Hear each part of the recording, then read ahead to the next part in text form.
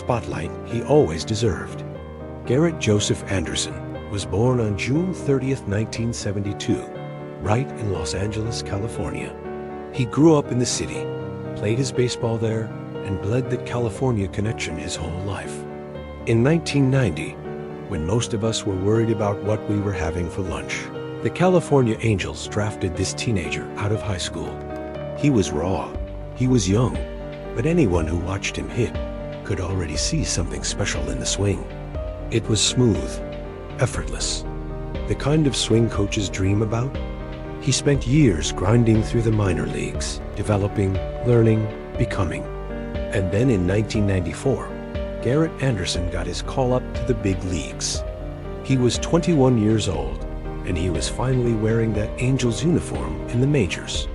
What happened next? He never let it go. From 1994 to 2008, 14 straight seasons, Garret Anderson was the Los Angeles Angels. Not a piece of the puzzle, the piece. He became the franchise's all-time hits leader. Let that sink in. Every single player who ever put on that Angels jersey, and there have been Hall of Famers in that organization, and Garret Anderson stands above them all in hits. He was a left fielder with a quiet confidence. He didn't bark, he didn't showboat, he didn't make noise off the field. He let his bat do the talking, and that bat was fluent. 3 All-Star selections, 2 Silver Slugger awards in 2002 and 2003. And then there was that 2002 World Series, one of the most dramatic championship runs in baseball history. The Angels came back from the brink in Game 6 against the Giants, rallying with 2 outs in the 8th inning. They won Game 7. They were champions. And Garret Anderson was right there in the middle of it all, having one of the best offensive seasons of his life. He wasn't flashy. He wasn't the guy who was going to throw his helmet or jaw at an umpire and make SportsCenter. He was the guy who showed up to the ballpark every day, took his at-bat seriously, and drove in runs. Over his career, he posted 1,365 RBIs. That's a number that would make any Hall of Fame voter pay attention. Think about the era he played in, too.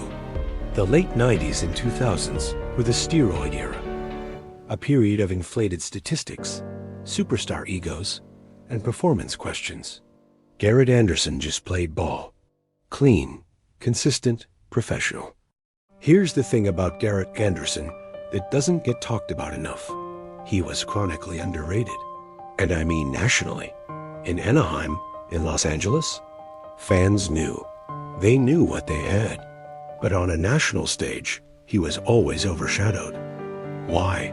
Partly because the Angels, for much of that era, weren't the glamour franchise. They were competing with the Yankees, the Red Sox, teams with massive media machines behind them. Partly because Anderson's style was so understated. He didn't go viral before viral was even a thing. He just produced 2,529 career hits, 287 home runs, over 1,000 RBIs. And yet when baseball fans list the great hitters of his generation, his name often comes up late in the conversation, if at all. That's a kind of quiet injustice that follows a certain type of player, the reliable ones, the ones you just count on. His teammates knew his value. His organization knew. And the Hall of Fame conversation? Honestly, it deserves to be revisited. Because when you look at those career numbers against other outfielders who have plaques in Cooperstown, the gap is smaller than people realize.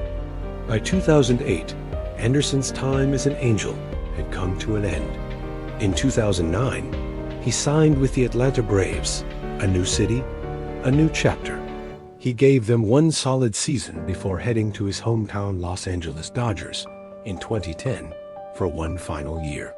Then, after 17 seasons in professional baseball, Garret Anderson retired. But he didn't disappear. He stayed connected to the game he loved and to the organization that shaped him. He moved into broadcasting, working as an analyst for the Angels, doing pre- and post-game coverage, bringing his insight and experience to the fans who had cheered for him for so many years. And in 2016, the Angels gave him the honor he had earned. They inducted him into the Angels Hall of Fame. He became only the 14th person in history to receive that honor, walking into Anaheim as an immortal of the franchise. That had to be a moment. He was also a family man to his core. He married Teresa, his childhood sweetheart. Think about that, his childhood sweetheart.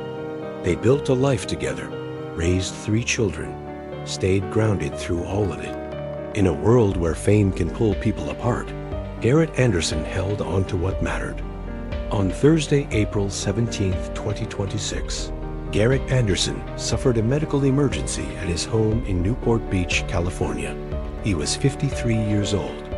The news broke through TMZ Sports, who confirmed his passing. No further details about the nature of the emergency have been released. 53 years old, that's it. That's all the time this man got.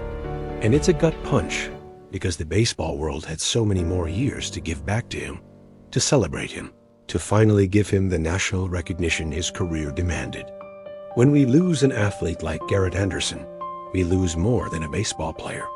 We lose a reminder that greatness doesn't always announce itself loudly.